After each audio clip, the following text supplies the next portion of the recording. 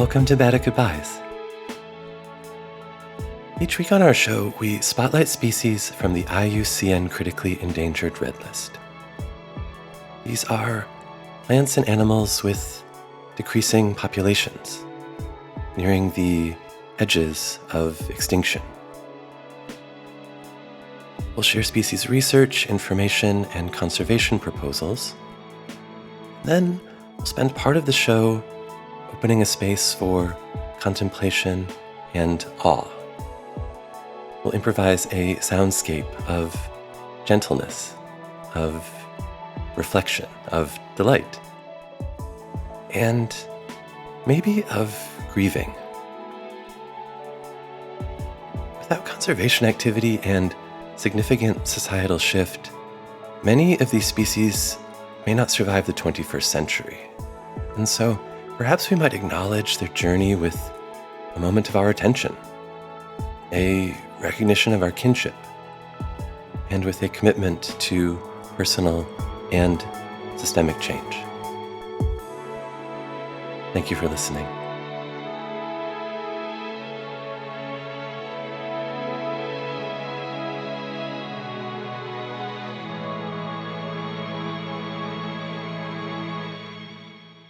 On today's show, we consider the Corsican bat.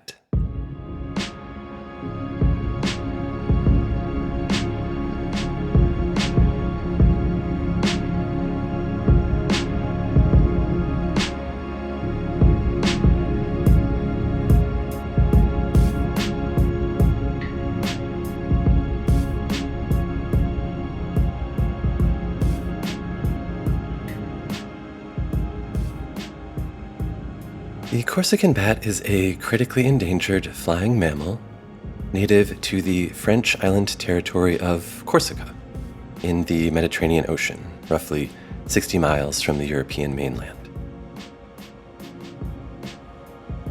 Its scientific name is Myotis Nustrale, and it was first described recently in 2023.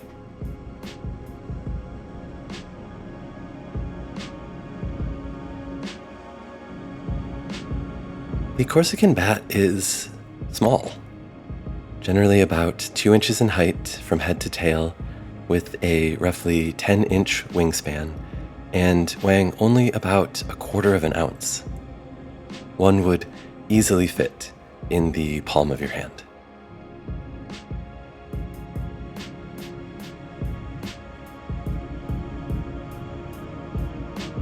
Bats are mammals, and though they are the only mammal capable of true flight, they share typical mammalian qualities. For example, they are covered in short, soft fur. The fur on their back, the dorsal side, is generally grayish-brown. The fur on their ventral side, that's the chest and belly, is whitish-gray.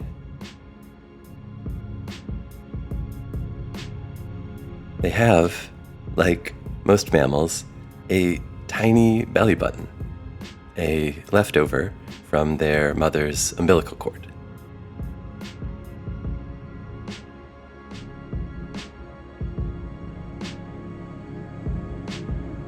Their wings are an extraordinary adaptation of mammalian forelimbs, our hands. A bat's wing is basically a hand with a small clawed thumb and 4 really long fingers. These skinny finger bones, metacarpals, and phalanges support the patagium. That's the wing membrane.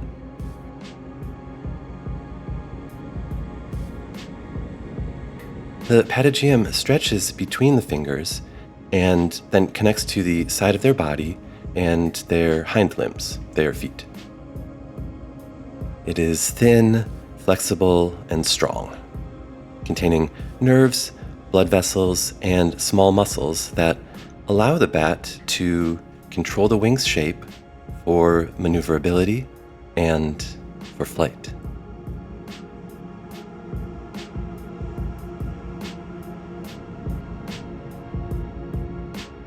The Corsican bat's hind limbs are also specialized.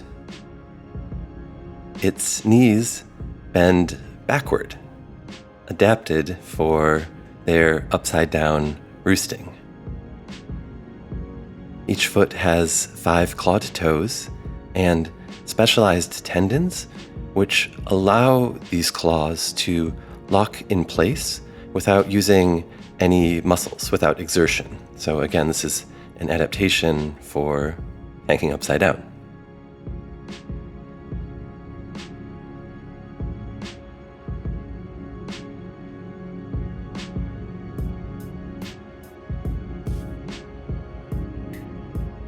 Their limbs and their face, which is not furred, are a pinkish, fleshy color. They have a long snout, a small nose, 2 very small dark eyes, and 2 relatively large fuzzy ears.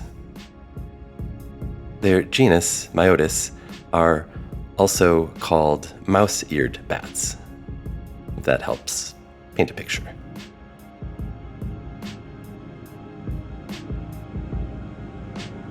The ears, protruding upright from the head, are roughly ½ inch in length, and recall their total head and body length is under 2 inches, so that's a lot of ear.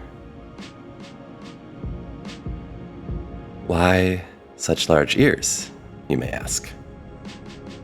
For navigation, the Corsican Bat echolocates. Echolocation is like a biological sonar. The bat emits high-frequency sound pulses from specialized membranes in their throat that vibrate at extremely high frequencies, from roughly 13 kilohertz to 160 kilohertz. For comparison, human hearing tops out at about 20 kilohertz.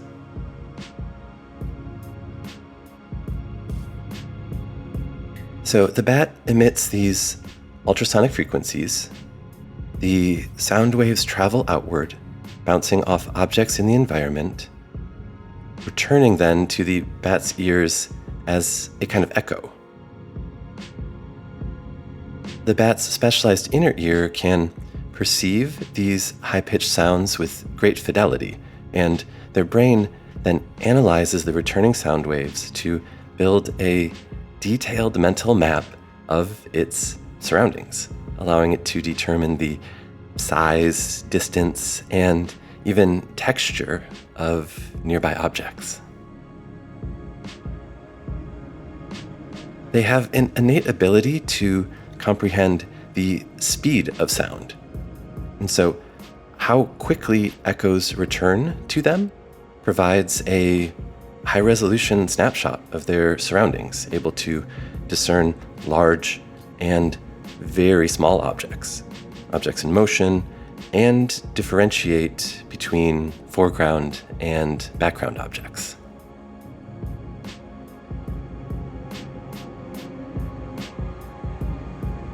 They are not blind, and in fact have pretty good eyesight, but they are nocturnal. They are mostly out at night and mostly live in dark caves. So in these low-light environments, they rely on this auditory sense, echolocation, instead of their visual sense, their eyesight, to quote-unquote see the world.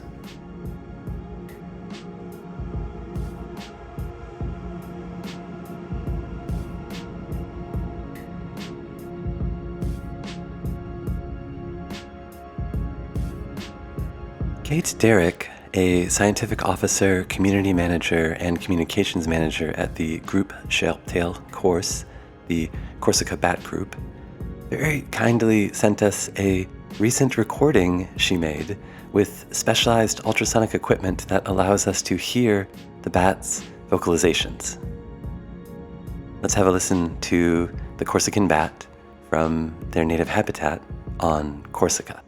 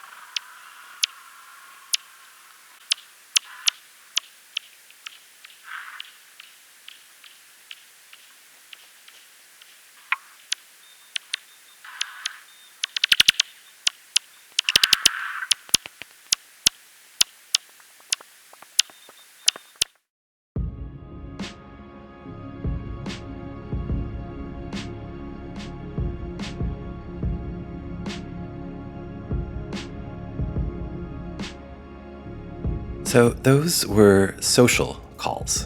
The Corsican bat is highly social.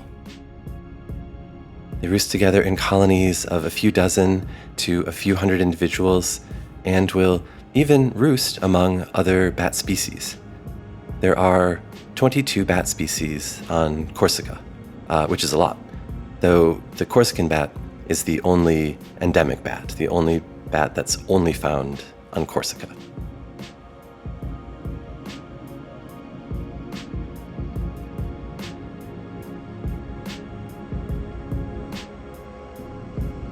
The Corsican bat has a kind of regular annual life cycle that is rooted in their sociality. So from roughly December until the end of February, they will hibernate together. They gather in roosting colonies in cliffside crevices, caves, and even in human-made structures for a 3-month period of winter dormancy, slowing their metabolism, conserving heat, breathing as infrequently as once per minute with a heart rate less than 1% of normal. They do not eat or drink. Instead, they live off the fat reserves they built up during the warmer months.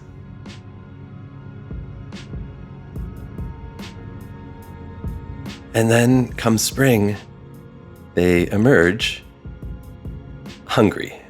They will move to their hunting grounds, alpine forests and streams, feeding at night on a diet of small insects, flies, beetles, moths, spiders, earwigs.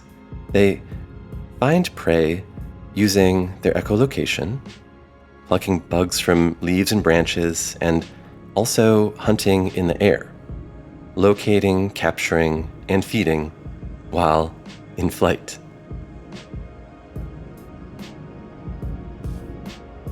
One bat eats roughly a third of its weight in insects per night. So several thousand insects consumed each night by a single individual.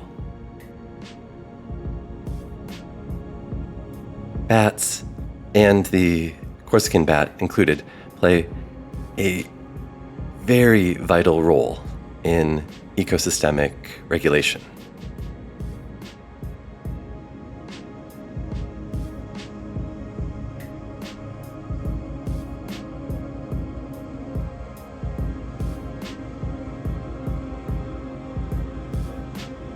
So hibernation, feeding, and then come roughly May, nursery colonies are established, and females begin to give birth, mothers birthing a single pup each.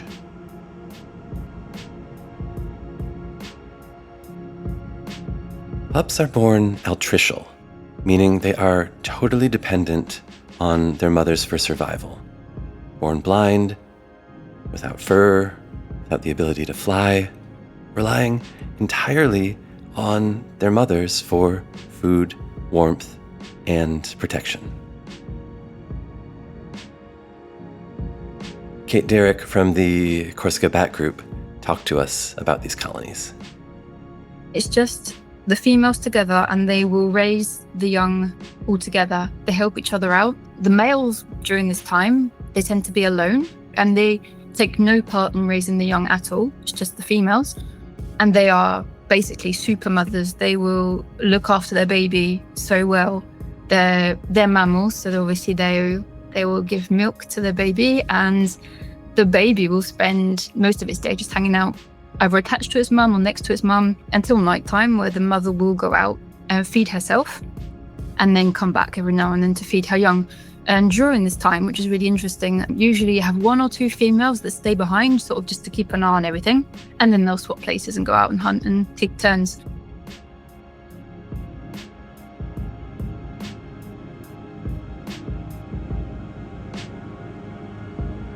So from roughly May to August, mothers are birthing and communally raising new pups. Pups develop quickly. Within a month or two, They're able to fly, and by the end of summer, able to fend for themselves.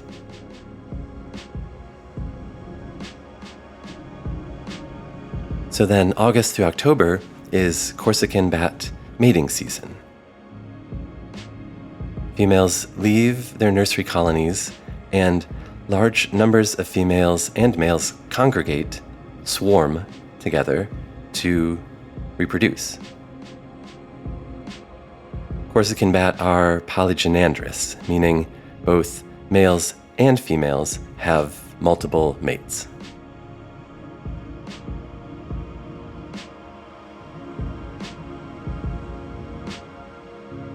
But after mating, the female does not immediately become pregnant.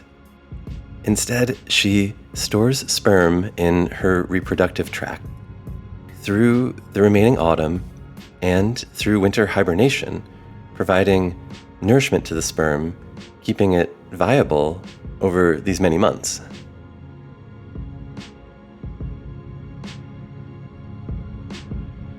Then emerging from dormancy, spring triggers hormonal changes. The female releases an egg, and fertilization finally occurs.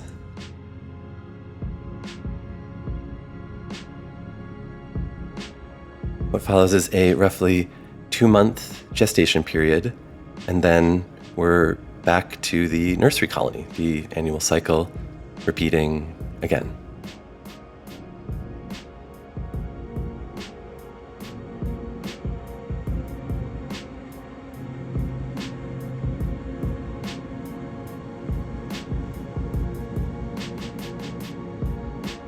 In the dream, 3 months of dreaming.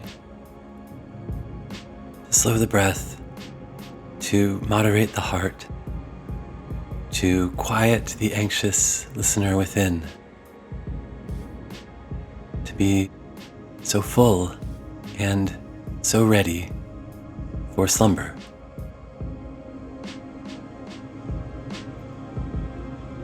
To have one last look about. A silent, sung lullaby goodnight. And then to rest, nestled among kin, to still time, to sleep. To sleep and to dream. First of the strange sound of snow, and then later of spring, and the waking song of life abundant. And of our place in that green opulence, a dream of flight. As the beach is budding, as the brook overflows with snow melt, I am a veil in the moonlight, waving in the wind. In the dream.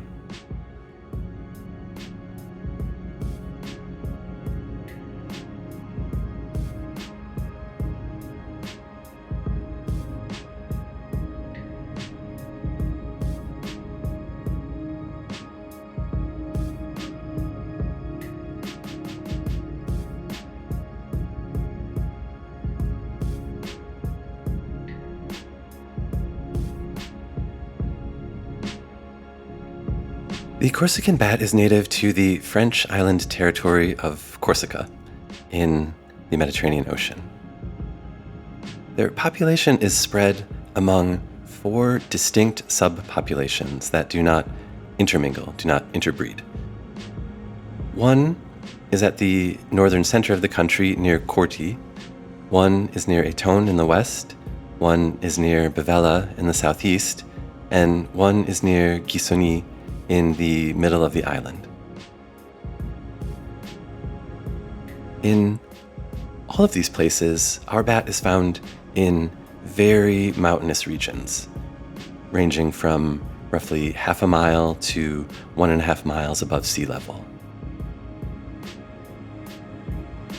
These are granite, rocky peaks, cliffs, and outcrops surrounded by alpine forests of silver fir, European beech, and Corsican pine.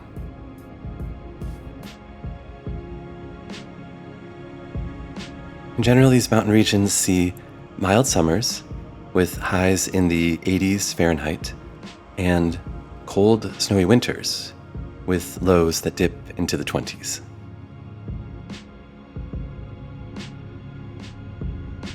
The Atone and Bevella subpopulations have been observed roosting in cliffside crevices and caves.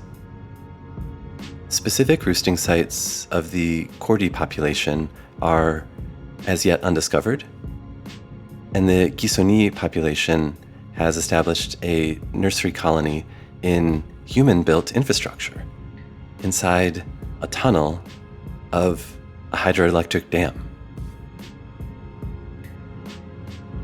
Again, here's Kate Derrick of the Corsica Bat Group. So they're in this tunnel, and the dam is owned by EDF, so our big French electrical company. So we went to them and said, you need to protect this colony. And they agreed, which is great. And we have a written agreement with them that we are allowed to visit the colony several times a year just to do roost checks. And then if they ever do any work, they need to come through us first, which is great, because obviously that helps us protect them. And they're roosting with a huge colony of long-fingered bats. So they're all there together. And there's this tiny, tiny little kernel of this Corsica Myotis. There's only 100 of them, but they're all grouped together on the ceiling of this dam.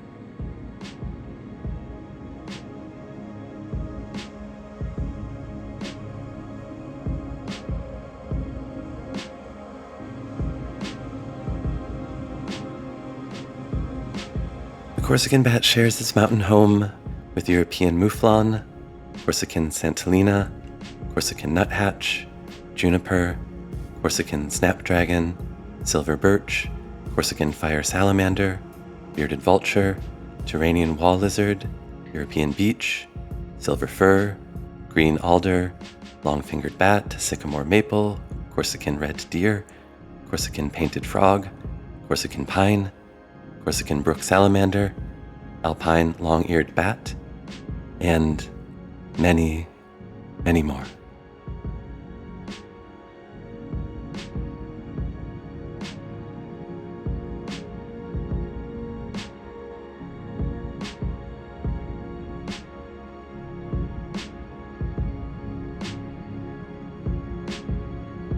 One main threat to the Corsican bat is its low population.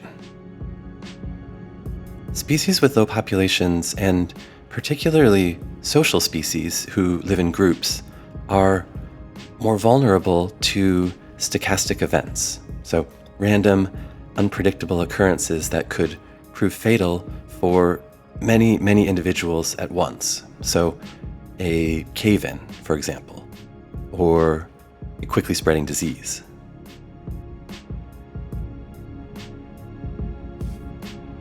Human-induced climate change is an imminent threat. Changing weather patterns and the frequency and severity of extreme weather increase the likelihood of stochastic events. And as global temperatures rise, the Corsican bat may be forced to move further up the mountain to find suitably cool habitat. However, the bats cannot move much higher because they already live at nearly peak elevations. Additionally, potential human disturbance threatens the bats. So obviously the nursery roost at the dam site is of concern, and the mountain sites, though remote, do attract hikers and rock climbers.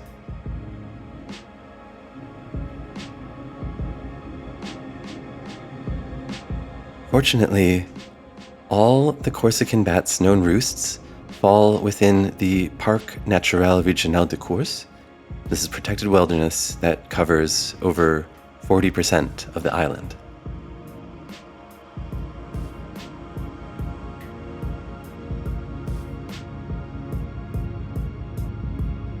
Additionally, the Corsica Bat Group, Groupe Chiroptères Corse, has a range of dedicated programs in place to help conserve the species. Here again is Kate Derrick, Community Manager, Communications Manager, Scientific Officer at the org, to share with us what they are doing. It's an NGO situated in Corsica, and we are specialized in bat study, protection, and awareness for all bats all across Corsica. Our main reason for existing is to know everything we can about all of our species. My personal speciality is acoustics, so bat acoustics. So basically studying their calls. They emit ultrasounds, and each species has their own call. So you can learn a lot just by putting out a bat recorder and listening. We obviously do as many scientific studies as we can to map out roosts and hunting grounds. We did a lot of radio tracking. We just try to find as many roosts as we can because, of course, the idea is, one, to know where these bats are, how are they living, and also we need to protect these roosts. We need to know where they are so we can protect them, whether it's governmental protection or some caves we found, for example. We've set up laws so people cannot actually go in there. And even sometimes you can even put gates up around or fencing around just so people can't randomly go into the cave. The second part of what we do is communication. So it's quite well known that bats aren't particularly liked by the general public. Luckily, that idea is changing bit by bit. So I do talks in schools. I go into schools. I talk to children about bats to just show them that they're not scary. They're also very interesting. They're quite beautiful if you look at them, and they're all very different. And what can we do to help bats? And the kids absolutely love it. They're always so happy and interested. And I talk to the general public. I do bat nights. I also do all the social media and stuff. It's just sharing everything we do, why bats are important, why we should protect them. And the last thing, we have a helpline for when people have bats in their homes and they don't know what to do, because a lot of times they will have bats maybe roosting in their attic, maybe in their garage, and they're like, please come take these bats away. Usually it's like this, what do I do with these bats? And so I'm there to give them advice, and sometimes I will go visit and I will help them. We sometimes get calls for sick bats as well. If someone's found a bat on the floor, if maybe their cat caught a bat, which happens a lot, we help them, either take them to the vets or sort them out, or I do take in sick bats and I look after them. It's quite a lovely experience. I've had this year particularly, I had 5 babies that came in, little babies that need to be given milk, and I managed to make them grow up and fly, and it was beautiful and very emotional. You get very attached to them. So yeah, it's very, very diverse work. We will keep studying them because you want to know as much as you can about them, and raise as much awareness as we can about these bats as well, because they're really important to the island, and it's a gift really for the island as well, having our own species, and it just attests to how special the island is and how special our species are.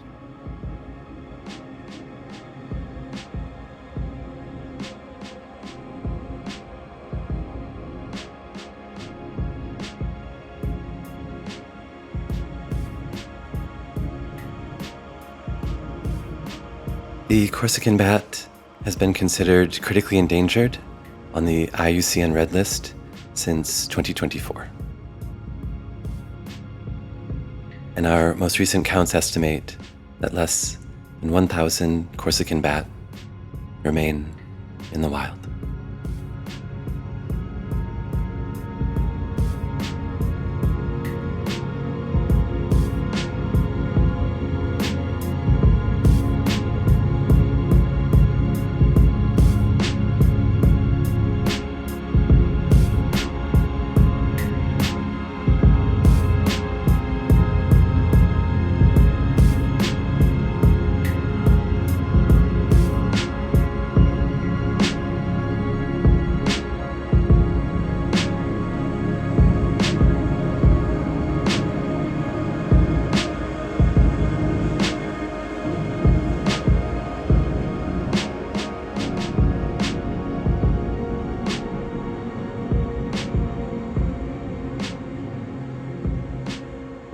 Information for today's show about the Corsican bat was compiled from the IUCN, from Kate Derrick at Groupe Chiroptères Corse in an interview conducted October 30th, 2025, from Envol de Chiro, Volume 36, from Acta Chiroptologica, Volume 20, Number 2, from the documentary film Belle de Nuit, from Office de l'Environnement de la Corse, from One Earth, from the journal PLOS One, Volume 14, Number 9, from Mammalian Biology, Volume 77, Issue 3, from the Revue Suisse de Zoologie, Volume 130, Number 2, and from the documentary film Les Ailes du Maquis.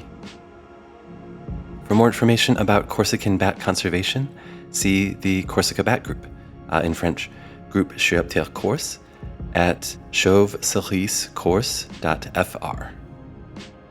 And lastly, I would like to express my deep, deep gratitude to Kate Derrick at the Corsica Bat Group for sharing her expertise and insights and work with us today. It was so inspiring to speak with her. So now I would like to perform some music in hopes of holding space to be in contemplation of the other lives with whom we share our earth. I do not intend to put meaning upon or extract meaning from the Corsican bat. Instead, I want this music to simply express my awe for other life. And so we'll sit in the space of sound and reflection, and I warmly invite you to join me.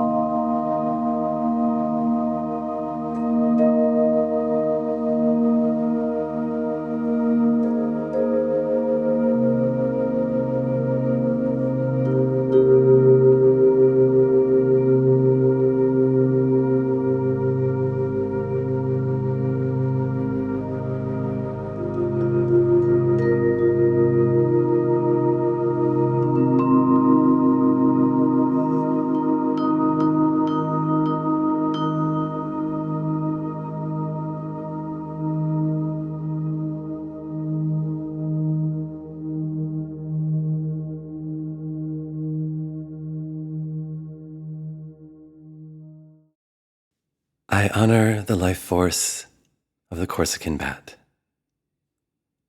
I will commit its name to my record. I am so grateful to have shared time on our planet with this amazing, beautiful being. I lament the ways in which I and my species have harmed and diminished the species. I grieve. And so in the name of the Corsican bat, I pledge to reduce my consumption, my carbon footprint, and my wastefulness. I pledge to acknowledge and attempt to address the costs of my actions and my inactions. And I pledge to resist the harm of plant and animal kin and their habitat by individuals, corporations, and governments. I forever pledge my song to the witness and memory of all life, to a broad celebration of biodiversity, and to the total liberation of all beings.